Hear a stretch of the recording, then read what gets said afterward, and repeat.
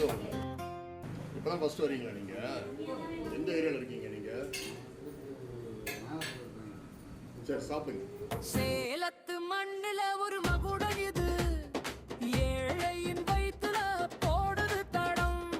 10 ரூபாய் இருந்தாலே போதும், இங்கே பசியால் வாடுற கூட்டம் தீரும். உழைக்கும் கரங்கள் உயர்வு காண உன்னத சேவை இதுவே தானடா.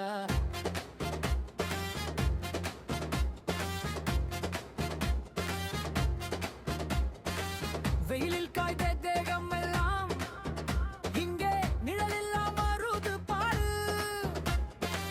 பசியில் வாடி வந்தவர்க்கு இவங்க பாசத்தை ஊட்டுறாங்க 100. அன்னதானம் அது உயர்ந்த தானம், அதை அன்போடு செய்றாங்க தினமும். சாதி மாதம் இங்க இல்லவே இல்லை, மனசுதான் இவங்க வச்ச எல்லை.